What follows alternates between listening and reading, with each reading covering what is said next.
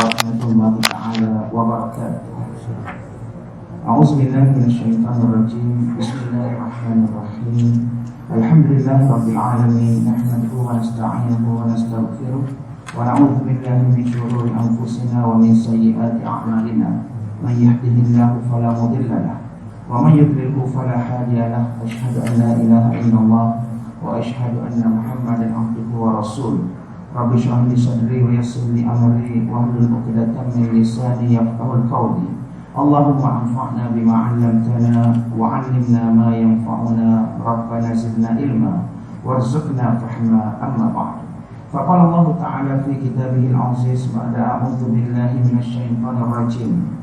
Kitabun anzalnahu ilaika mubarakun liyadabbaru ayatihi waliyadzakkaru ulul albab. Sadaqallahul azim. Surah Sad ayat yang ke-29, yang mana Allah Subhanahu wa taala berfirman, Al-Qur'an ini ialah sebuah kitab yang kami turunkan kepadamu dengan penuh keberkatan, supaya mereka merenungkan, memikirkan secara mendalam akan ayat-ayatnya, dan supaya mendapat pengajaran orang-orang yang mempunyai akal pikiran. Sadaqallahul azim.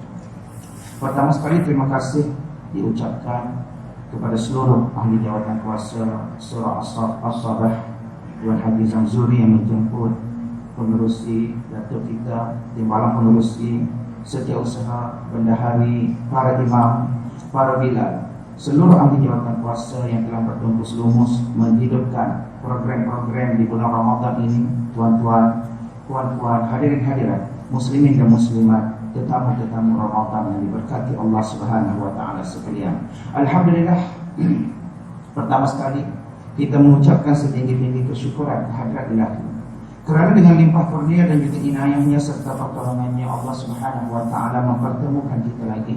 Dan alhamdulillah, kita juga bersyukur kepada Allah Subhanahu wa taala di atas segala nikmat kurnia-Nya, termasuklah nikmat yang berkait dengan agama kita dan juga nikmat yang berkaitan dengan kehidupan dunia kita, yang mana mudah-mudahan segala nikmat itu akan mampu membangkitkan semangat kita dan juga akan mampu untuk membangkitkan kekuatan kita untuk berterusan beribadah kepada Allah Subhanahu wa taala dan seterusnya berusaha untuk menggapai keredaan Allah Subhanahu wa taala di dunia dan juga di hari akhirat. Insyaallah pada pagi ini tuan-tuan dan puan-puan yang dirahmati Allah, kita akan berbincang mengenai satu tajuk yang berkaitan dengan peranan Al-Quran dalam membaiki hati orang-orang yang beriman. Seperti mana yang kita sedia maklum, apabila kita berbicara tentang bulan Ramadan, ada beberapa perkara yang sangat kita tekankan, terutamanya apabila kita memasuki fasa-fasa awal sehingga ke fasa-fasa akhir dalam bulan Ramadan. Antara perkara yang kita tekankan ialah tentang ibadah puasa itu sendiri, yang merupakan kewajipan yang telah ditetapkan oleh Allah Subhanahu wa taala kepada kita di sepanjang bulan Ramadan. Maka kita menjaga segala perkara yang boleh menyebabkan puasa kita itu tidak diterima oleh Allah Subhanahu wa taala. Kita menjaganya dan kita menjauhinya untuk memastikan puasa yang kita lakukan itu benar-benar berkualiti, dan puasa yang kita lakukan itu benar-benar dapat mengubah keadaan diri. Kemudian yang kedua, kita juga pada bulan Ramadan yang diberkati ini akan menghidupkan hari-hari dalam kehidupan kita dengan amal ibadah, sama ada ibadah-ibadah yang bersifat fardu dan juga ibadah-ibadah yang bersifat sunnah. Kerana apa? Kerana inilah semangat yang muncul, dan inilah semangat yang Allah Subhanahu wa taala sediakan untuk kita, untuk memastikan kita dapat menjalani kehidupan hamba sebagai hamba Allah Subhanahu wa taala yang benar-benar mengikut jalannya. Dan perkara yang tidak kurang juga pentingnya apabila kita menyebut mengenai Ramadan ialah mengenai Al-Quran itu sendiri, yang mana Allah Subhanahu wa taala sebut dalam surah Al-Baqarah. Allah Subhanahu wa taala berfirman, "Syahrul Ramadan allazi unzila fihi al-Qur'an hudan lin-nasi wa bayyinatin minal huda wal furqan." Allah kata bulan Ramadan itu padanya diturunkan Al-Quran. Untuk apa Al-Quran itu diturunkan? Untuk menjadi kitab hidayah dan juga untuk menjadi kitab petunjuk bagi manusia. Bukan sekadar dia menjadi kitab petunjuk, bahkan Al-Quran itu menjelaskan dan menerangkan kepada kita petunjuk-petunjuk yang diberikan olehnya. Dan Al-Quran itu menjadi Al-Furqan, yakni pembeda di antara perkara yang hak dan juga perkara yang batil. Dan Al-Quran itu juga menjadi pembeza di antara sesuatu yang benar dan juga sesuatu yang salah. Maka untuk mendapatkan kemanfaatan daripada Al-Quran yang Allah Subhanahu wa taala sendiri declare as a manual book for us, okay, Allah Subhanahu wa taala sendiri isytiharkan bahawasanya Al-Quran itu merupakan kitab panduan bagi kita semua. Maka kita mestilah benar-benar serius apabila kita berinteraksi dengan Al-Quran untuk memastikan kita mendapat apa yang dikehendaki oleh Allah Subhanahu wa taala daripada penurunan kitab itu sendiri. Dan jika kita benar-benar serius dalam hal yang berkaitan dengan interaksi kita dengan Al-Quran, kaifa nata'amalu ma'al Quran, bagaimana untuk kita berinteraksi dengan Al-Quran, maka ada beberapa saranan yang digariskan oleh para ulama yang boleh kita gunakan sebagai panduan untuk kita ikuti untuk menghidupkan hati kita dengan kitab Allah, yakni untuk menghidupkan hati kita dengan Al-Quran. Jadi insya-Allah pada bahagian yang pertama kita akan membincangkan tentang bab yang berkaitan dengan kaifa nuhyi qulubana bil Quran. Bagaimana untuk kita menghidupkan hati kita dengan Al-Quran berdasarkan kepada beberapa saranan dan juga panduan daripada para ulama. Antaranya yang pertama, mereka mengatakan apabila kita ingin melakukan penyucian dan ingin melakukan proses menghidupkan hati kita dengan Al-Quran, ialah kita mestilah memiliki keazaman untuk melakukan perubahan dan juga untuk memperbaiki diri kita dengan Al-Quran. Kita mestilah memiliki keazaman dan juga niat yang tulus. Dan sebab itulah para ulama apabila mereka mengarang kitab-kitab mereka, antara bab yang pertama-tama kali yang mereka masukkan dalam kitab-kitab mereka ialah tentang ikhlas niat, tentang bagaimana untuk mengikhlaskan niat kita dalam perjalanan kita untuk mengambil manfaat daripada apa yang kita pelajari. Begitu juga dengan Al-Quran. Apabila kita nak menghidupkan hati kita dengan Al-Quran, apabila kita nak menjadikan Al-Quran itu sebagai sebesar-besar perkara yang memandu kita dalam perjalanan kita untuk menuju kehidupan yang lebih abadi di hari akhirat kelak, maka kita mestilah pertama sekali memiliki keazaman dan juga niat yang tulus untuk mengubah diri dengan Al-Quran. Dengan cara yang bagaimana? Iaitu dengan memohon kepada Allah Subhanahu wa taala dengan jujur dan ikhlas. Maknanya kita tak tipu diri kita sendiri. Orang sekeliling kita tak tahu apa yang ada pada diri kita, tapi kita sendiri kita tahu apa yang ada pada diri kita. Kita tahu di mana kekuatan kita dan kita tahu di mana titik-titik kelemahan yang ada dalam diri kita. Maka antara cara yang pertama untuk memastikan kita benar-benar dapat menjadikan Al-Quran itu sebagai panduan untuk hati kita ialah dengan memohon kepada Allah Subhanahu wa taala dengan jujur dan juga ikhlas, supaya diberikan hidayah dan juga pandangan mata hati untuk mengetahui keaiban diri, untuk mengetahui kelemahan diri kita, dan seterusnya menjadikan our weaknesses, menjadikan kita punya kelemahan diri itu sebagai titik perubahan ataupun sebagai turning point untuk kita kembali kepada Allah Subhanahu wa taala. Kerana apabila kita mengetahui mengenai kelemahan-kelemahan yang ada pada diri kita, maka kita akan melakukan proses muhasabah. Dan di sebalik proses muhasabah itu, atau dalam istilah modern kita pada hari ini kita sebut postmortem. Selepas daripada kita melakukan sesuatu perkara, buat apa-apa program, maka kita akan lakukan postmortem untuk melihat di mana titik-titik kelemahan yang ada pada program tersebut untuk kita perbaiki pada masa-masa yang akan datang. Begitu juga dengan diri kita. Diri kita ini sentiasa perlu dilakukan postmortem untuk kita mengenali titik-titik kelemahan yang ada dalam diri kita, untuk kita mengenali titik-titik keaiban yang ada dalam diri kita. Kerana bermula daripada situlah kita akan mula belajar how to improvise, bagaimana untuk kita memperbaiki dan juga mengubah diri kita. Apabila kita mengetahui mengenai titik-titik kelemahan dan juga titik-titik keaiban yang ada pada diri kita, maka mudahlah kita untuk menjadikan Al-Quran itu sebagai panduan untuk memandu hati kita ke arah jalan yang dikehendaki oleh Allah Subhanahu wa taala. Kerana peranan utama Al-Quran terhadap umat manusia ialah untuk melakukan proses tazkiyatun nafs, iaitu proses untuk membersihkan hati kita, membersihkan jiwa kita, dan juga membersihkan nafsu kita daripada perkara-perkara yang merosakkan kita. Buya Hamka ketika berbicara mengenai hawa nafsu dalam buku dia Tasawuf Modern, Buya Hamka membahagikan manusia yang berhadapan dengan hawa nafsu ini kepada tiga golongan. Golongan yang pertama, kata Buya, ialah golongan yang tewas akan nafsu. Dia sentiasa dikawal oleh nafsunya, dan akhirnya dia menjadikan nafsu itu sebagai Tuhan dalam membuat apa-apa keputusan, sehingga dia sanggup melakukan menghalalkan perkara yang haram dan mengharamkan apa yang dihalalkan oleh Allah Subhanahu wa taala, sedangkan petunjuk sudah berada di hadapan mereka. Dan inilah yang berlaku kepada golongan Bani Israel. Inilah yang berlaku kepada golongan pendeta Nasrani. Apabila mereka menyelewengkan makna-makna daripada kitab-kitab yang telah diturunkan oleh Allah Subhanahu wa taala kepada mereka, semata-mata untuk memenuhi kehendak hawa nafsu mereka, semata-mata untuk memenuhi apa yang mereka inginkan dalam kehidupan dunia ini. Lalu akhirnya nafsu itu bermaharaja lela dalam diri mereka, dan kitab-kitab yang diturunkan kepada mereka itu tidak mereka jadikan sebagai panduan untuk mereka membersihkan hati mereka daripada sebarang bentuk kekotoran yang boleh menjerumuskan mereka ke lembah kesesatan. Lalu akhirnya mereka baca kitab. Mereka baca ayat-ayat Allah Subhanahu wa taala dalam kitab yang Allah Subhanahu wa taala turunkan. Mereka baca kitab Taurat, mereka baca kitab Injil, mereka baca Al-Quran. Tetapi apa yang mereka baca itu tidak mampu untuk memulihkan hati mereka dan tidak mampu untuk memandu mereka ke arah jalan yang diridhai oleh Allah Subhanahu wa taala. Maka itu golongan yang pertama, seperti mana yang disebut oleh Buddha.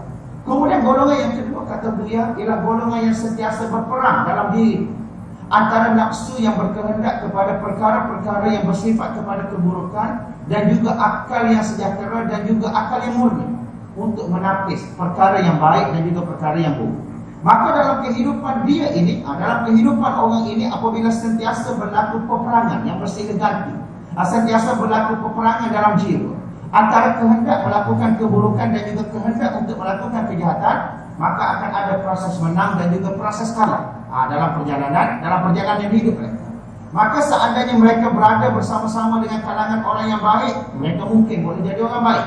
Tetapi seandainya mereka berada bersama-sama dengan golongan yang merosakkan, yang disebut sebagai golongan fasid, golongan yang fasad, maka mereka akan berada di jurang kesesatan, mereka akan berada di jurang-jurang kerosakan. Dan orang yang sebegini dia mudah terpengaruh dengan suasana sekeliling yang ada pada dia.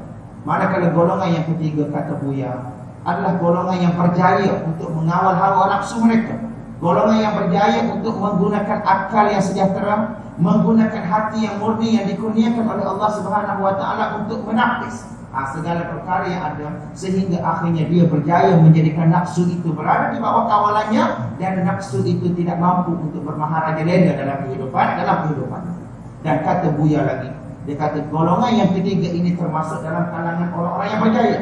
Namun untuk menjadi golongan yang ketiga ini, dia memerlukan kepada perjuangan yang panjang, memerlukan kepada perjuangan yang getir, kerana setiap fasa dalam kehidupan kita, setiap peringkat dalam kehidupan kita, dia ada cabaran-cabarannya yang tersendiri. Semasa kita berada di usia baru nak akhir balik, kita ada cabaran kita yang tersendiri. Apabila kita masuk ke usia akhir balik, maka kita ada cabaran kita yang tersendiri. Apabila masuk ke usia dewasa, maka dia ada cabaran dia yang tersendiri yang perlu kita hadapi. Apabila masuk menjadi usia warga tua, dia akan ada cabaran dan juga halangannya yang tersendiri. Dan apabila kita masuk ke fasa warga emas, maka di sana juga ada halangan dan juga cabarannya yang tersendiri yang memerlukan untuk kita berjuang seumur hidup bagi memastikan kita dapat mengawal hawa nafsu kita dengan baik, dan seterusnya tidak menjadikan hawa nafsu itu sebagai sesuatu yang mengawal kehidupan, kita. Kata Imam Ibnul Jauzi rahimahullah dalam buku dia Sifatus Safwah, apabila dia berbicara tentang Muhammad bin Al-Munqadir, guru kepada Imam Malik. Muhammad bin Munqadir ini merupakan seorang yang istiqamah melakukan ibadah kepada Allah Subhanahu wa taala. Seorang yang dikenali sebagai orang yang zahid, orang yang zuhud kepada Allah Subhanahu wa taala, zuhud terhadap kehidupan dunia. Apabila anak-anak muridnya bertanya kepada dia, "Wahai tuan guru, apakah yang menyebabkan kamu mampu untuk istiqamah sedemikian rupa?" Lalu jawab Muhammad bin Munqadir, dia kata, "Jahadtu nafsi 40 sanah hatta istaqama." Aku ni telah berjuang untuk menentang hawa nafsu aku selama 40 tahun. Telah berjuang untuk menentang hawa nafsu aku sendiri selama 40 tahun, sehinggalah aku mampu untuk istiqamah seperti mana aku istiqamah pada hari ini. Maka tempoh 40 tahun tuan-tuan dan puan-puan yang dirahmati Allah bukanlah tempoh yang singkat. Sebaliknya ianya adalah tempoh yang panjang yang memerlukan kepada kesabaran dan juga memerlukan kepada sebuah ketulusan dalam perjalanan kita untuk mengurus kehidupan kita. Apabila imam bacakan ayat dalam surah Al-Baqarah, kalau tak silap saya tadi, وَلَنَبْلُوَنَّكُمْ بِشَيْءٍ مِنَ الْخَوْفِ وَالْجُوعِ وَلَنَبْلُوَنَّكُمْ بِشَيْءٍ مِنَ الْخَوْفِ وَالْجُوعِ وَنَقْصٍ مِنَ الْأَمْوَالِ وَالْأَنْفُسِ وَالثَّمَرَاتِ وَبَشِّرِ الصَّابِرِينَ. Allah Subhanahu wa taala sendiri kan, Allah guna وَلَنَبْلُوَنَّكُمْ. Bila Allah guna lam di hadapan, وَلَنَبْلُوَنَّكُمْ dan juga nun yang bertasydid, maka itu menunjukkan bahawasanya benda itu benar-benar pasti akan terjadi. Allah Subhanahu wa taala benar-benar akan uji manusia. Allah akan uji manusia ini daripada perasaan ketakutan. Allah akan menguji manusia ini daripada perasaan kekurangan. Allah Subhanahu wa taala akan menguji manusia ini kekurangan dari segi harta, dari segi kasih sayang dan sebagainya. Dan bagi orang-orang yang bersabar, Allah Subhanahu wa taala kata wa basyiris sabirin. Beri berita gembira. Kabarkanlah berita gembira kepada orang-orang yang bersabar. Kerana di sepanjang kesabaran dia itu, dia akan memperoleh banyak pengajaran dan juga hikmah di sepanjang perjalanan hidup dia. Maka tuan-tuan dan puan-puan yang dirahmati Allah, bila kita sebut tentang Al-Quran, kita kena menjadikan Al-Quran itu sebagai panduan untuk kita membersihkan hati kita dan seterusnya menjadikan kita mampu untuk mengawal hawa nafsu kita. Seperti mana firman Allah Subhanahu wa taala, Allah Subhanahu wa taala menyebut dalam surah Jumu'ah ayat yang kedua, Nabi sallallahu alaihi wasallam itu membacakan ke atas mereka akan ayat-ayat Allah Subhanahu wa taala. Untuk apa? Untuk mentasbih mereka, untuk menyucikan mereka, liyuzakkihim wa yu'allimuhumul kitaba wal hikmah. Dan Nabi sallallahu alaihi wasallam mengajar kepada mereka Alkitab dan juga Al-Hikmah, kerana di dalam Alkitab dan juga Al-Hikmah itu mengandungi 1001 penyucian yang mampu mengheret kita kembali ke jalan yang diridai oleh Allah Subhanahu wa taala. Itu yang pertama. Kemudian yang kedua, setelah kita memiliki keazaman untuk melakukan perubahan dan juga untuk memperbaiki diri kita, untuk menghidupkan hati kita dengan Al-Quran juga, kita mestilah sentiasa mendekatkan diri dengan kitab. Mestilah sentiasa mendekatkan diri dengan kitab. Kita hendaklah memastikan bahawa diri kita semakin dekat dengan Al-Quran dari sehari ke sehari. Maknanya kita perlu ada peningkatan. Kalau pada masa usia muda kita hanya mendengar bacaan-bacaan yang dibacakan oleh imam pada peringkat yang pertama, kemudian bila sampai ke satu peringkat yang lain, kita kena berusaha untuk memahami bacaan-bacaan tersebut dari segi maknanya yang umum terlebih dahulu. Apabila kita sampai ke satu peringkat, setelah kita mula memahami makna-makna ayat-ayat Al-Quran secara umum, kita juga perlu berusaha untuk memahami makna-makna daripada ayat Al-Quran itu secara khusus, sehingga akhirnya kita benar-benar mendapati dan merasakan kelazatan dan kecintaan pada Al-Quran pada saat kita membacanya ataupun melakukan tilawatul Quran. Kita hendaklah membacanya dengan uslub ataupun cara yang mendatangkan kekhusyukan. Dan untuk mendapatkan kekhusyukan ni tuan-tuan dan puan-puan yang dirahmati Allah, dia memerlukan kepada al-fahmu, memerlukan kepada kefahaman. Dan bagaimana untuk mendapatkan kefahaman? Tidak lain dan juga tidak bukan, mestilah dengan mengikuti kelas-kelas pengajian bahasa Arab, kerana Al-Quran itu diturunkan dalam bahasa Arab. Jadi bila kita baca Al-Quran, hendaklah membaca dengan uslub ataupun cara yang mendatangkan kekhusyukan serta kesan terhadap hati, dan juga jiwa. Kekhusyukan serta memberi kesan terhadap hati dan juga jiwa. Dan Rasulullah SAW pernah bersabda, yang bermaksud Nabi kata, kamu hendaklah membaca Al-Quran dengan nada sedih. Kerana nada sedih itu dia lebih mendekatkan diri. Sama juga kalau orang berceramah ataupun orang menyampaikan apa jua pidato. Kalau pidato itu disampaikan dalam keadaan yang sedih, dia akan mampu untuk menggugah emosi dan akan menyebabkan orang lebih bersimpati terhadap perkara-perkara yang disampaikan oleh penceramah ataupun pemidato tersebut. Sebab tu NGO yang bersifat kemanusiaan, tuan-tuan dan puan-puan yang dirahmati Allah, ataupun yang menjalankan misi-misi kemanusiaan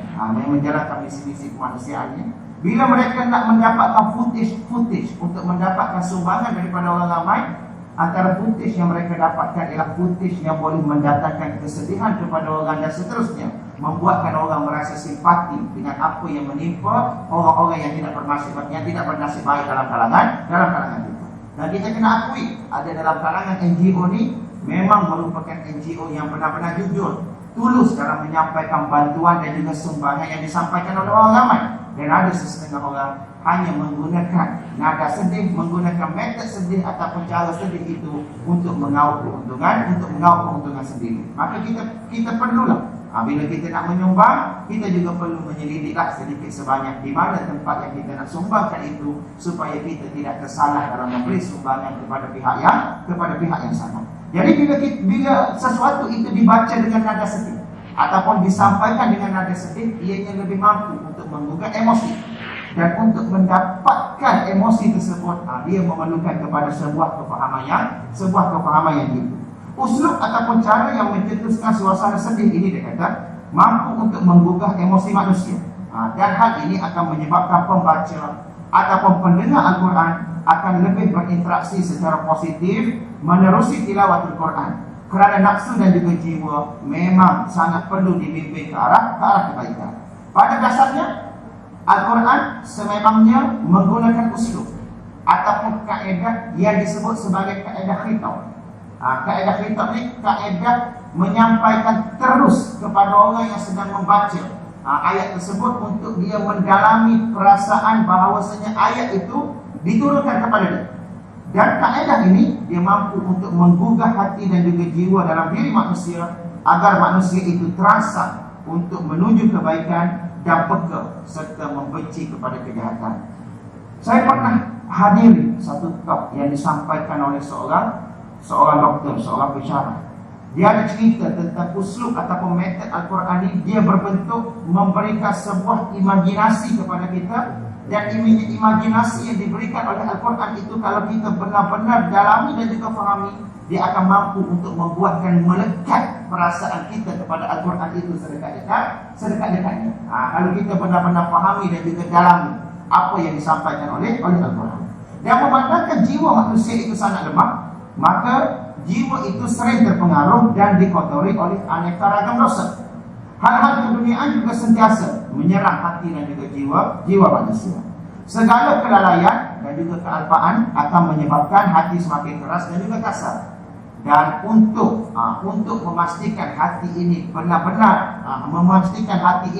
benar-benar dapat disinari dengan kebaikan dan juga keberkatan, adalah sangat mustahab untuk kita melakukan usaha memperkuatkan hubungan kerohanian dan juga kejiwaan kita dengan Al-Quran, iaitu dengan mendekatkan diri kepada kitab Allah Subhanahu wa taala dengan sedekat-dekatnya. Itu yang kedua. Maknanya setelah kita mempunyai ketulusan niat dan juga keazaman untuk memperbaiki diri, perkara yang kedua, kita mesti memulakan proses untuk mendekatkan diri dengan kitab Allah dengan cara membacanya setiap masa dan dengan cara membacanya secara berterusan.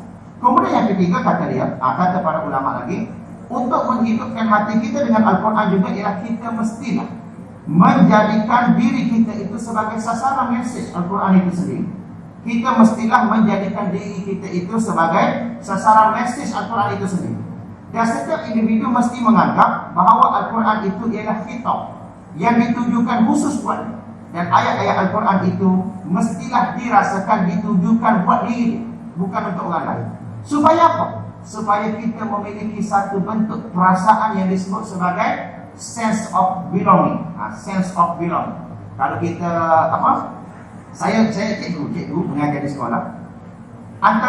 Antara perkara yang nak membuatkan anak murid itu merasa sayang kepada pendidikan dan juga merasa sayang kepada sekolah yang dia duduki, ialah kita mesti mewujudkan satu perasaan yang kita sebut tadi sebagai sense of belonging dalam diri murid tersebut, supaya dia merasakan bahawa dia berhak untuk mendapat ilmu dan dia berhak untuk berinteraksi dengan sekolah yang sedang dia duduki pada ketika ini. Dan sense of belonging ini kita boleh terjemahkan sebagai apa? Mempunyai rasa kepunyaan dan juga rasa memiliki perkara tersebut. Macam kita lah, bila kita sayang kepada sesuatu perkara, maka apa yang akan kita buat? Kita akan lap dia, kita akan belai dia. Bagi seorang pencinta kucing, kalau dia jumpa kucing di tengah jalan, dia akan ambil, dia akan pelihara, dia akan rawat, dan dia akan pastikan kucing itu mendapat makanan yang mencukupi, mendapat keadaan yang baik untuk kucing itu meneruskan kehidupan. Kalau seorang itu merupakan seorang pencinta kepada kereta, seperti contoh, maka tiap-tiap hari dia akan lap kereta dia. Walaupun kereta itu tak kotor dan juga tidak berdebu. Kerana apa? Kerana dia sayang kepada benda tersebut dan dia menganggap benda tersebut adalah miliknya. Begitu juga dengan Al-Quran. Kita mestilah mempunyai perasaan yang disebut sebagai sense of belonging tadi. Kita mestilah merasakan bahawasanya kita ini mempunyai hak ke atas Al-Quran dan kita mempunyai hak untuk mengamalkan Al-Quran seperti mana yang dikehendaki oleh Allah Subhanahu wa taala. Dan apabila kita mempunyai perasaan yang demikian, maka kita akan menjadikan Al-Quran sebagai peneman kita setiap masa dan juga setiap ketika. Maka dengan demikian, kata Tuhan kita, dia akan lebih bersedia untuk melaksanakan suruhan dan menjauhi larangan-larangan yang telah ditetapkan oleh Allah Subhanahu wa taala. Kerana dia merasa Al-Quran itu merupakan sesuatu yang dia miliki dan dia perlu jaga apa yang ada dalam Al-Quran itu sendiri. Apabila dalam Al-Quran terdapat larangan, jangan kamu saling menyebut keburukan orang lain, jangan kamu saling mengumpat, jangan kamu menggelar seseorang itu bil alqab dengan menggunakan gelaran-gelaran yang buruk, maka individu muslim hendaklah patuh dan tunduk serta melaksanakannya. Apabila Al-Quran menyebut innama yakhshallahu min ibadihi ulama, hanya yang takut kepada Allah Subhanahu wa taala dalam kalangan para hamba-Nya ialah para ahli ilmu, maka seseorang individu muslim itu mestilah berfikir tentang dirinya. Apakah yang dimaksudkan dengan takut dalam ayat ini? Adakah takut yang dimaksudkan dalam ayat ini takut yang menjauhkan ataupun takut yang mendekatkan diri kepada Allah Subhanahu wa taala? Kerana takut ini boleh jadi dua keadaan. Takut dalam kategori yang pertama, takut yang kita tidak inginkan berlaku ke atas diri kita. Kita tidak ingin kena ujian, kita tidak ingin kena bala dan juga bencana, kita tidak ingin terkenakan sihir dan juga santau dan sebagainya. Kita tidak inginkan kejahatan manusia ke atas kita, maka kita takut, kita memohon perlindungan daripada Allah Subhanahu wa taala. Kita takut dalam kerangka untuk menjauhkan diri daripada perkara tersebut. Manakala dalam ayat ini bila Allah Subhanahu wa taala kata innama yakhshallahu min ibadihi ulama, takut di sini takut yang bagaimana? Takut dalam kategori pertama yang kita sebutkan tadi, ataupun takut dalam kerangka untuk mendekatkan diri kita kepada Allah Subhanahu wa taala. Kerana bila kita sebut tentang takut itu menjadi dua kemungkinan. Takut yang menjauhkan dan juga takut yang mendekatkan kita kepada Allah Subhanahu wa taala. Dan kita juga kena fikir, bagaimanakah caranya agar diri kita ini takut kepada Allah Subhanahu wa taala? Bagaimana praktikal yang boleh kita lakukan untuk memastikan kita mempunyai perasaan takut yang mendekatkan diri kita kepada Allah Subhanahu wa taala dan seterusnya membuatkan kita semakin hampir kepada Allah Subhanahu wa taala dalam kehidupan kita. Dan bila sebut tentang ahli ilmu di sini, kebanyakan para ahli ilmu menaksirkan ahli ilmu di sini merujuk kepada orang-orang yang mempunyai ilmu pengetahuan, termasuk ilmu pengetahuan yang berkait dengan agama ataupun ilmu pengetahuan yang berkait dengan ilmu-ilmu sains yang memungkinkan seseorang itu dekat dan juga hampir kepada Allah Subhanahu wa taala. Itu yang ketiga. Kemudian yang keempat, untuk menghidupkan hati kita dengan Al-Quran juga ialah kita mestilah sentiasa memikir dan juga merenungkan ayat-ayat yang Allah Subhanahu wa taala turunkan kepada kita. Antara tujuan asas Al-Quran diturunkan buat umat manusia ialah agar ayat-ayat Al-Quran itu difikir dan direnungkan untuk memperoleh kemanfaatan dan mengubat pelbagai penyakit jiwa. Dan beginilah seharusnya seorang mukmin ataupun orang-orang yang beriman, dia hendaklah memiliki kebiasaan dan budaya suka menyelidiki perihal penyakit diri dia sendiri. Bukan suka menyelidiki perangai orang lain. Seorang mukmin ni dia kena suka menyelidiki tentang diri dia dan juga mencari titik-titik kelemahan yang ada pada diri dia untuk dia perbaiki. Kerana apa? Kerana orang-orang yang beriman itu dia sentiasa meningkatkan keimanan dia dari sehari ke sehari untuk dia mendapatkan kebaikan daripada Allah Subhanahu wa taala. Dan Al-Quran ni tuan-tuan dan puan-puan yang dirahmati Allah, dia mampu untuk mengubat berbagai jenis penyakit fizikal dan juga penyakit jiwa. Saya baca satu buku yang bertajuk Kesaksian seorang doktor.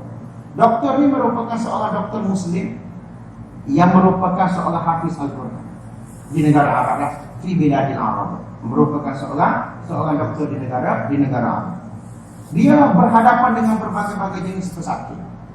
Dan ada satu cerita dia kemukakan tentang seorang pesakit wanita yang mengalami penyakit dari segi fizikal. Cuma dia tak cerita jenis penyakit apa, dan juga memiliki penyakit dari segi mental dan juga emosi yang tidak dapat dikawal dengan baik. Jadi bila pesakit wanita itu datang bertemu dengan doktor tersebut, bila dia datang bertemu dengan doktor tersebut, maka beberapa perkara asas doktor itu tanyakan kepada pesakit wanita tersebut. Antara yang ditanyakan ialah yang pertama, dia kata, adakah kamu selalu menunaikan solat subuh tepat pada waktunya? Itu yang pertama. Kemudian yang kedua, adakah kamu sentiasa membaca Al-Quran dengan teratur, dengan tertib? Kemudian yang ketiga, adakah kamu suka mendengar lagu-lagu dan juga muzik? Adakah kamu suka mendengar lagu-lagu dan juga muzik? Dan lain-lain pertanyaan yang berlangsung dalam perbincangan antara doktor tersebut dengan pesakit wanita tadi.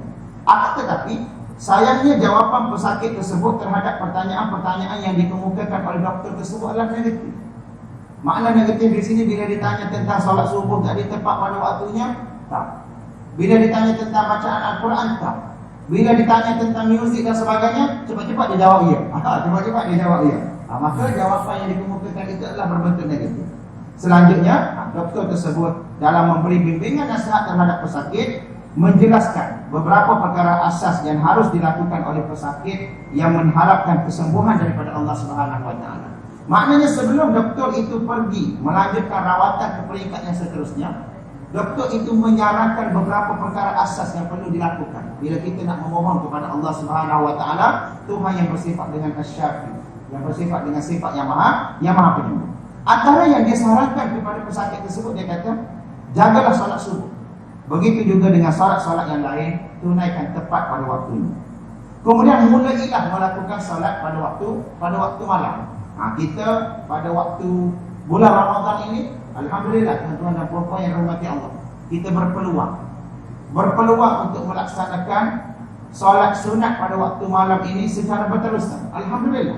Bermula dengan solat tarawih. Kemudian apabila kita bangun sahur, sempat lagi untuk kita menunaikan salat sebanyak 2 rakaat, 4 rakaat ataupun 6 rakaat terpulang kepada kita. Dan peluang untuk melaksanakan salat itu lebih cepat, walaupun tidak terjadi kepada orang yang tidak biasa melakukan salat pada waktu malam. Kerana apa? Kerana pada waktu pagi kita bangun untuk bersahur, dan gunakanlah kesempatan untuk bersahur itu untuk menunaikan sekurang-kurangnya salat sebanyak 2 rakaat. Kerana kata Rasulullah SAW dalam satu hadis, rugi seseorang itu yang bangun pada waktu sebelum daripada masuknya waktu subuh, tapi dia tidak melaksanakan solat sunat sebanyak 2 rakaat. Rugi tuan-tuan dan puan-puan yang dirahmati Allah.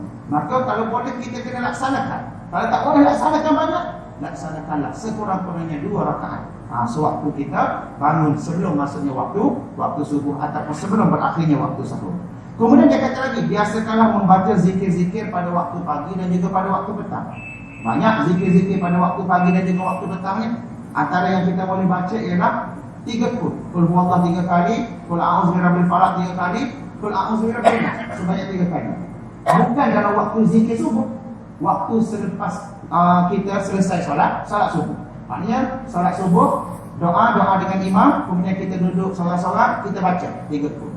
Kemudian kita boleh baca raditu billahi rabba, asbahna ala fitratil Islam, a'udzu bi kalimatillahi tammati min syarri ma khalaq. Itu semua zikir-zikir yang diajar oleh Rasulullah SAW, dan juga disusun oleh para ulama. Disusun oleh Imam Hasan Al-Banna dalam Makthuratnya, disusun oleh Imam Ibnu Abi Dunya, disusun dalam kitab Hisnul Muslim, perisai mukmin, perisai orang-orang Islam yang disusun oleh para ulama, kita. Kerana apa? Kerana zikir-zikir itu dia mengandungi kemanfaatannya yang tersendiri, terutamanya dalam hal yang berkait dengan jiwa dan juga hati kita. Kemudian yang keempat, doktor itu sarankan biasakan membaca Al-Quran setiap hari, mengikut kadar-kadar yang tertentu yang kita mampu. Kalau kita mampu baca 1 muka surat, bacalah 1 muka surat. Kalau kita mampu baca sampai 1 juzuk sehari, baca tuan-tuan dan puan-puan yang dirahmati Allah. Yang penting baca itu bukan dengan niat untuk mempercepatkan menghabiskan bacaan, tetapi baca dengan niat untuk mendalami dan juga untuk memahami isi kandungan apa yang kita baca. Kerana Nabi SAW juga pernah bersabda. Nabi kata, "Idza amartukum an syai'a fa'tu mastata'tum." Bila aku suruh kamu buat sesuatu, apa yang kamu buat? Datangilah benda itu sedaya upaya yang kamu mampu.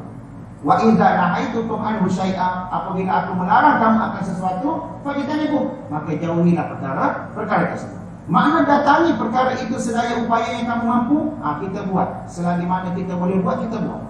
Sehingga kan bila kita buat itu, kita buat dipenuhi dengan suasana yang penuh dengan keikhlasan dan juga kekhusyukan. Kemudian yang kelima, dia kata mintalah kesembuhan daripada Allah. Nescaya Allah Subhanahu wa taala akan menyembuhkan kamu. Kemudian tak berapa lama kemudian doktor itu bertemu dengan suami kepada wanita tersebut di sebuah masjid. Pada saat dia selesai menunaikan solat. Dan dia tanya kepada suami wanita tersebut, "Bagaimana keadaan isteri kamu?" Lalu suami wanita tersebut jawab, "Alhamdulillah." Setelah dia mengamalkan sarana-sarana yang disuruh oleh doktor tadi, maka kehidupan wanita itu mula berubah. Sakit-sakit yang dia alami mula mengalami kesembuhan, dan tekanan-tekanan yang dia alami daripada pekerjaan, stres dan sebagainya mula berkurang. Kenapa tuan-tuan dan puan-puan yang dirahmati Allah? Kerana suasana yang negatif pada peringkat awal yang ada pada wanita tersebut diubah kepada suasana yang lebih positif. Apabila disarankan oleh doktor untuk melakukan perkara-perkara yang demikian. Dan sudah pastilah orang Arab bila dia baca Al-Quran, sudah pasti dia dapat memahami isi kandungan Al-Quran itu dengan baik, dan sudah pasti dia dapat menghayati setiap baris dan juga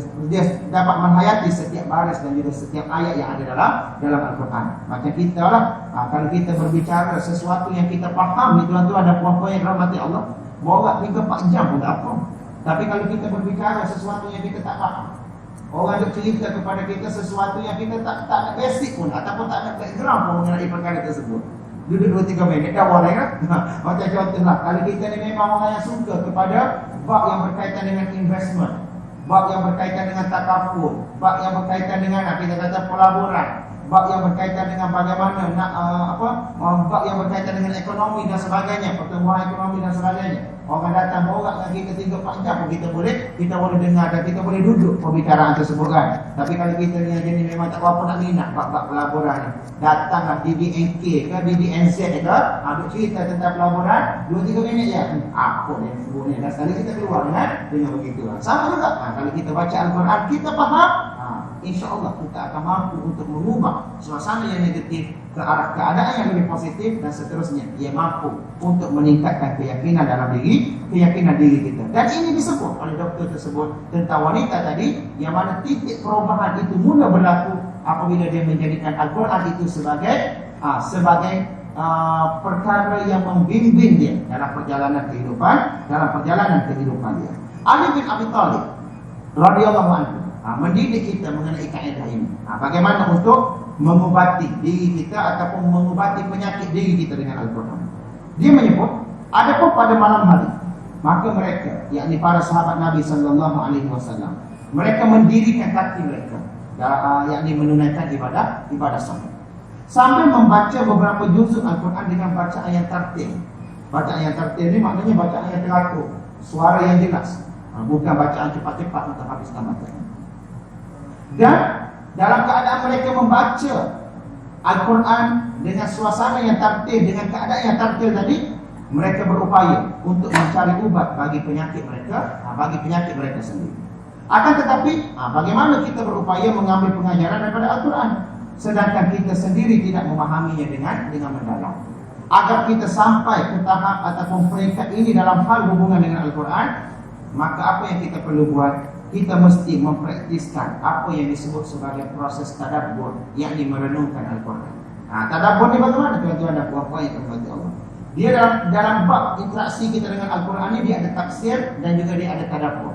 Tafsir ni dia memerlukan kepada ilmu-ilmu yang khusus, memerlukan kepada ilmu alat, bahasa Arab, memerlukan kepada ilmu mengenai asbabun nuzul, memerlukan kepada ilmu am dan juga khas yang berkait dengan usul fiqh, nasih mansukh dan sebagainya. Dia memerlukan kepada ilmu-ilmu alat yang banyak. Tapi tadabbur dia lebih umum. Dan bagaimana untuk melakukan proses tadabbur ni? Sebenarnya dia lebih mudah. Lebih mudah berdasarkan kepada tafsiran-tafsiran yang muktabar. Seperti contoh, bila Allah Subhanahu wa taala sebut, bila Allah Subhanahu wa taala sebut dalam ayat yang Imam bacakan juga tadi, wala nabluwannakum bi syai'in minal khawfi wal ju'i wa naqsin minal amwali wal anfusi wath thamarat wa basyyiris sabirin. Bila Allah sebut, dan sungguh Allah akan uji kamu. Maka kita ambil perkataan Allah akan uji kamu itu kita jadikan sebagai tema untuk kita renung dan juga untuk kita tadabbur. Apa bentuk ujian Allah Subhanahu wa taala? Bagaimana untuk berhadapan dengan ujian Allah Subhanahu wa taala? Kenapa Allah Subhanahu wa taala uji kita? Kenapa Allah Subhanahu wa taala uji kita?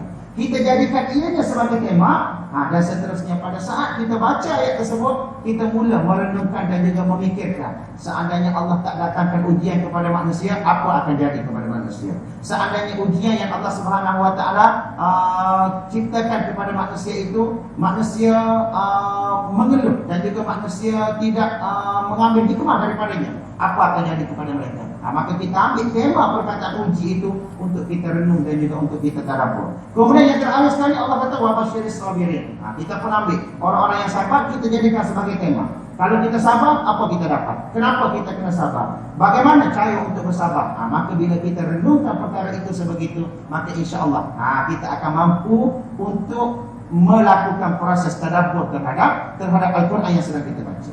Begitu juga bila Allah Subhanahu wa taala sebut dalam surah Al-Baqarah tadi. Allah kata wa idz qala rabbuka lil malaikati isjudu li adama fasajadu illa iblis aba wastakbara wa kana minal kafirin. Maka dalam ayat ini ada beberapa tema yang kita boleh ambil untuk kita jadikan sebagai renungan. Yang pertama sekali tentang perintah bersujud. Maka kita kata kita tidak sujud melainkan kepada Allah Subhanahu wa taala semata-mata. Itu yang pertama. Kemudian tema yang kedua yang kita boleh ambil untuk kita jadikan sebagai renungan dalam proses untuk kita tadabbur Al-Quran tadi ialah perkataan aba wastakbara tadi. Aba enggan, wastakbara sombong. Maka kita pun ambil perkataan sombong itu kita jadikan sebagai tema. Okey, kalau sombong apa akan jadi kepada kita? Kenapa kita kena jauhkan diri daripada sikap sombong? Bagaimana untuk mendidik hati kita agar tidak sombong dan sebagainya? Maka pada ketika itu, pada saat kita membaca Al-Quran, maka apa yang kita akan dapat? Kita akan dapat melakukan proses, kita kata proses untuk mencernakan perkataan-perkataan itu, seterusnya mencerahkan, seterusnya mengeluarkan hikmah-hikmah daripada tema-tema yang kita sebutkan tadi. Dan Al-Quran sendiri menjadikan tadabbur itu sebagai matlamat yang pertama sebelum berlakunya proses tazakkur. Sebelum berlaku proses tazakkur, yaitu proses untuk mendapatkan pengajaran, seperti mana firman Allah, kitabun anzalnahu ilaika mubarakun liyadabbaru ayatihi wa liyadzakkara ulul albab. Allah kata Al-Quran ialah sebuah kitab yang kami turunkan kepada kamu, mengandungi keberkatan untuk kamu renung, untuk kamu tadabbur, untuk kamu tadabbur. Dan bila kamu tadabbur, maka apa yang akan kamu dapat? Kamu akan dapat pengajaran di sebalik proses tadabbur tadi bagi orang-orang yang bersifat dengan sifat ulul albab, yang mempunyai mata hati. Maknanya tadabbur ni, kalau kita tak mampu nak memahami secara keseluruhan satu-satu ayat, kita ambil perkataan-perkataan yang kita boleh jadikan sebagai tema untuk kita lakukan renungan dan seterusnya mengambil pengajaran daripada tema-tema yang telah kita ambil tadi. Kemudian yang kelima, untuk memastikan hati kita ini mampu hidup dengan Al-Quran, ialah kita mesti melenyapkan segala penghalang-penghalang yang menyebabkan hati kita terkunci daripada menerima kebenaran. Apabila kita telah sedar bahawa terdapat pengunci-pengunci yang menghalang kita daripada menerima cahaya hidayah Al-Quran, dan juga menjadi penghalang yang menghalang kita daripada berinteraksi dengan baik terhadap Al-Quran, maka kunci-kunci ini hendaklah segera dilenyapkan daripada diri kita. Antara kunci-kunci tersebut ataupun antara penghalang-penghalang yang menyebabkan kita terhalang daripada berinteraksi dengan baik dengan Al-Quran ialah sifat takabbur. Sifat takabbur. Iblis, dia bukan tak berilmu, tetapi disebabkan oleh takabbur, dan akhirnya apa yang terjadi kepada iblis? Dia disahkan sebagai golongan yang terkeluar daripada rahmat Allah Subhanahu wa taala dan mendapat laknat Allah. Pendeta-pendeta Yahudi bukan golongan yang tak alim, tuan-tuan dan puan-puan yang dirahmati Allah. Bahkan mereka lebih alim lagi dalam bab pusing-pusing kitab yang diturunkan kepada mereka. Nak cari mana tempat yang mereka boleh pusing untuk pastikan tak terkena kepada mereka arahan Allah Subhanahu wa taala. Allah kata jangan tangkap ikan pada hari Sabtu. Mereka memang tak tangkap pada hari Sabtu. Mereka gali lubang pada hari Jumaat dan mereka kutip hasil pada hari Ahad. Allah kata hari Sabtu ini dia tak ikan. Allah tak sebut dia kata tak ikan pada hari Jumaat atau pada hari Ahad kan. Tapi mereka cari, mereka pusing untuk mengeluarkan diri mereka daripada terkena arahan tersebut. Kenapa? Kerana takabur. Kemudian kejahilan. Jauhkan diri kita daripada kejahilan. Jahil di sini mungkin merujuk kepada jahil dari segi ilmu dan juga jahil dari segi mengawal hawa nafsu, kita. Saya teringat satu hadis. Ya, kita selalu baca hadis ini. Nabi kata innallaha la yaqbidu ilmu illa biqabdil ulama. Allah ini tidak akan angkat ilmu melainkan dengan mengangkat dan juga mematikan para ulama. Bila mati para ulama, maka apa yang akan terjadi? Maka ramailah orang-orang jahil akan muncul. Mereka akan berfatwa dengan fatwa yang jahil dan mereka itu sesat dan juga menyesatkan. Kalau kita tengok suasana zaman pada hari ini, perkembangan pusat-pusat pengajian Al-Quran, perkembangan pusat-pusat pengajian hadis, perkembangan pusat-pusat pengajian ilmu semakin bertambah dan juga semakin banyak. Bahkan ustaz-ustaz yang dikeluarkan pun ramai, tuan-tuan dan puan-puan yang dapat tahu. Tapi kenapa Nabi kata macam itu? Apa maksud jahil yang dimaksudkan oleh Nabi SAW di sini? Mungkin jahil yang dimaksudkan di sini merujuk kepada jahil dalam mengendalikan hawa nafsu sehingga akhirnya menjadikan hawa nafsu seperti mana yang disebutkan oleh Buya Hamka tadi. Hawa nafsu pada peringkat yang pertama tadi, yakni mempertuhankan hawa nafsu lalu berhukum berdasarkan kepada hawa nafsu. Tahu kebenaran tapi rela menolak kebenaran semata-mata untuk mendapatkan kebendaan dan juga keuntungan yang bersifat sementara. Dan sebab itu Al-Quran selalu mengingat, wala tashtari bi ayati samanan qalila. Jangan kamu jual ayat kami dengan harga yang murah. Kerana apa? Kerana penyakit ini akan sentiasa berterusan sepanjang zaman dan juga sepanjang masa. Kemudian kegilaan, penyakit kegilaan terhadap kebendaan, perasaan syak dan juga ragu terhadap Al-Quran juga merupakan penghalang kita untuk berinteraksi dengan baik dengan Al-Quran. Dan perkara yang perlu kita buang juga ialah semua corak kezaliman yang ada dalam jiwa. Semua corak kezaliman yang ada dalam jiwa ini mungkin merujuk kepada perasaan hasad, perasaan dengki, perasaan meninggi diri, perasaan sentiasa nak melihat orang lain berada di bawah kita. Maka perasaan-perasaan kezaliman itu, corak-corak kezaliman itu perlu dibuang sehingga kita sampai ke peringkat mampu untuk berinteraksi secara berkesan dengan Al-Quran. Dan seterusnya pada bahagian yang kedua, ini secara ringkas ya tuan-tuan dan puan-puan yang dirahmati Allah. Ulama ataupun tuan kitab ini dia memberikan kepada kita 7 kaedah ataupun disebut sebagai sab'u khutawatin amaliyatin liltifa'i bil Quran. 7 kaedah praktikal bagi memperoleh manfaat daripada Al-Quran. Yang pertama dia kata, bila kita baca Quran, baca dengan tenang dan perlahan-lahan, bukan baca dengan gopoh kapal. Itu yang pertama. Kemudian bila kita baca Al-Quran, baca dalam keadaan tenang dan menghadirkan hati serta perasaan kita terhadap Al-Quran untuk menadap keberkatan daripada Al-Quran. Kita ada masa yang berkat, kita ada kitab yang berkat, kita ada tempat yang berkat, kita ada malam yang berkat, kita ada bulan yang berkat.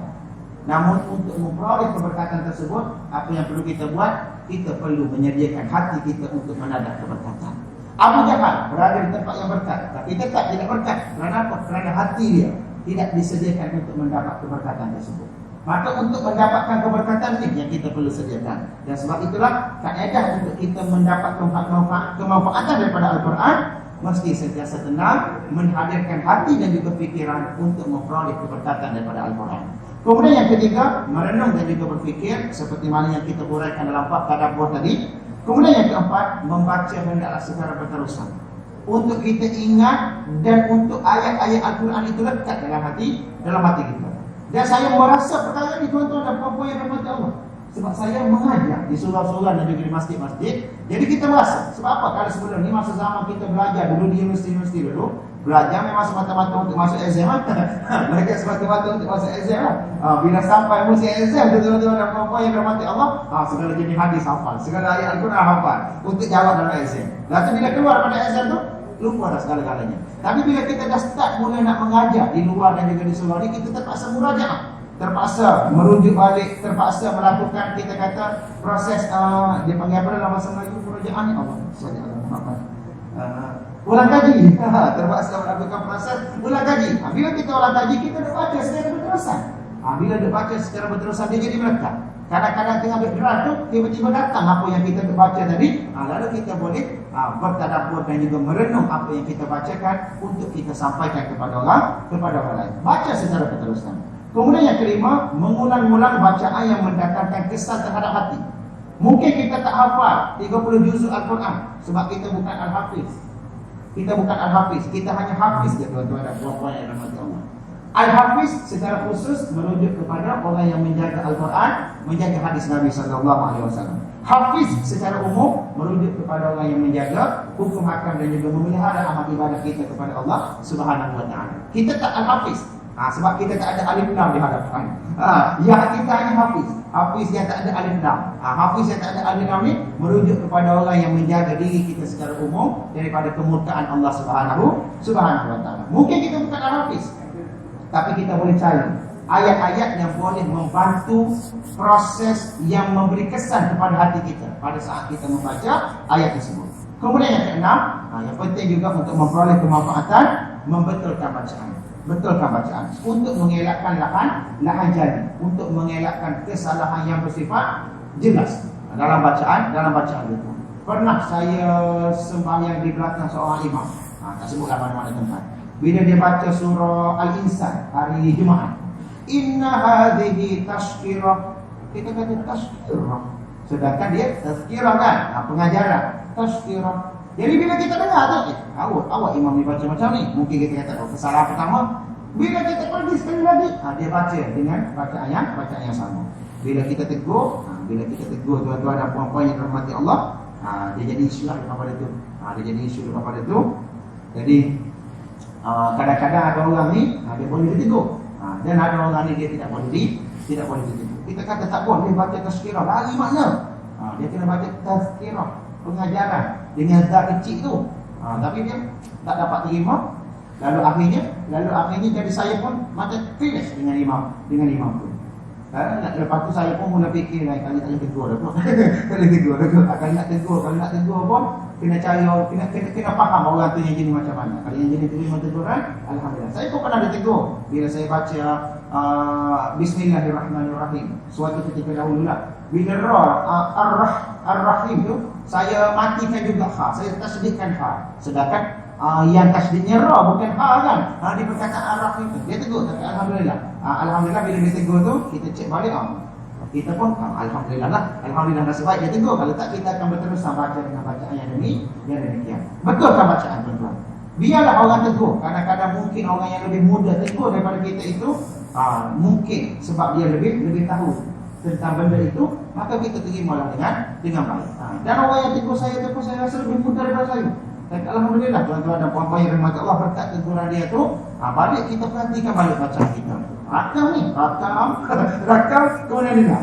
Betul apa yang disebutkan oleh orang itu tadi. Kemudian kita perbetulkan sedikit demi sedikit. Alhamdulillah. Okey, kemudian yang ketujuh, perkara yang paling penting sekali dalam kita nak berinteraksi, nak memperoleh kemanfaatan daripada Al-Quran, jangan putus asa.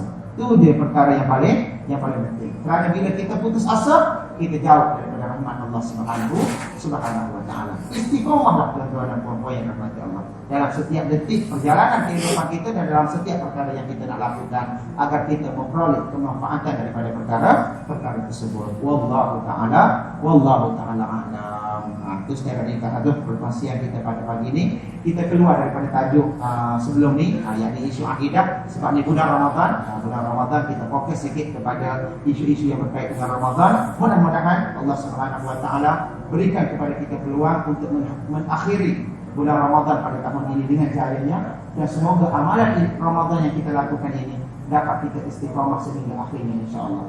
La takunu ramadhaniyan, jangan kamu menjadi hamba kepada Ramadan, walakin kunu rabbaniyin, tetapi jadilah kamu hamba Allah Subhanahu Wa Taala, insya-Allah. Bukan kita beribadah bukan kerana Ramadan, tapi kita beribadah kerana Allah yang menurunkan, Allah Subhanahu Wa Taala yang menetapkan Ramadan itu kepada kita, insya-Allah.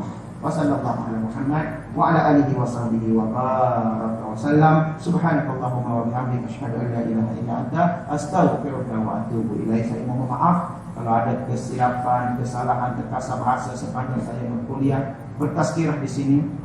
Saya juga ingin mengucapkan selamat meneruskan pengejaran kita di saat-saat akhir bulan Ramadan ini. And in advance, I would like to wish Idul Mubarak lah. Saya ingin mengucapkan selamat Hari Raya Idul Fitri kepada semua jemaah yang ada di sini. InsyaAllah kita jumpa lagi. Mudah-mudahan Allah Subhanahu Wa Taala hadirkan majlis kita ini dengan keberkatan yang banyak dari sisinya, InsyaAllah. Wassalamualaikum warahmatullahi wabarakatuh. Assalamualaikum warahmatullahi taala wabarakatuh.